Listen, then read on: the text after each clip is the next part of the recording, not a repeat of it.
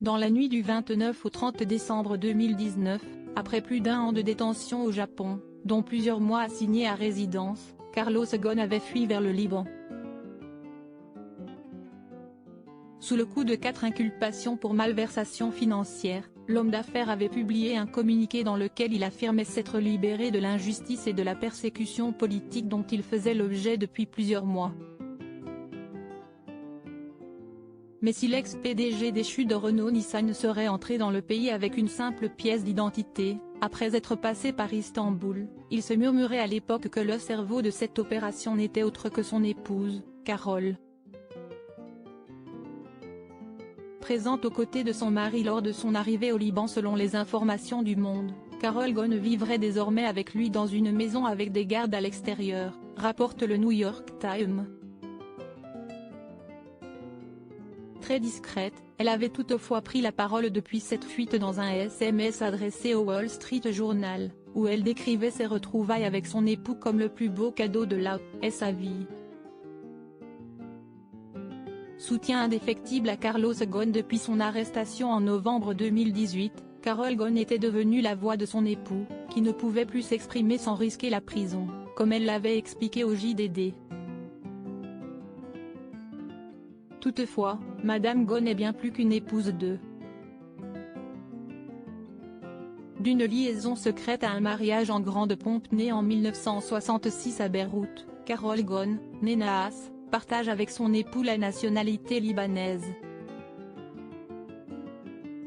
Comme lui, elle a également passé une grande partie de sa vie à New York, où en 2009 elle a créé la marque Calm, spécialisée dans les caftans de luxe fabriqués au Liban avec la designer Alison Levasseur. S'y est aussi dans la grosse pomme qu'elle fondera une famille avec son premier époux, prénommé Marchi, avec qui elle aura 3 enfants, qui fréquenteront le très élitiste lycée français de New York. Tandis que sa fille Tara est étudiante à l'université de Brown, ses fils Anthony et Daniel sont quant à eux associés à 2 célèbres cabinets de la finance. De la rencontre entre Carlos Ghosn et son épouse Carole, on sait toutefois peu de choses. Si est Rita Cordayi, ex-épouse de l'homme d'affaires, qui aurait découvert leur liaison en 2013, avant de demander le divorce après 28 ans de mariage qui a vu naître 4 enfants, Caroline, Anthony, Maya et Nadine. Une fois le divorce prononcé, et en dépit des nombreuses accusations que son ex-épouse lui portera par la suite, Carlos Ghosn ne cache plus son amour pour Carole Nahas, avec qui il foule le tapis rouge du Festival de Cannes à plusieurs reprises, écume les dîners de gala et les défilés lors de la Fashion Week. En mai 2016, le couple se marie civilement à la mairie du 16e arrondissement, avant de célébrer leur union quelques semaines plus tard, en grande pompe au Grand Trianon de Versailles.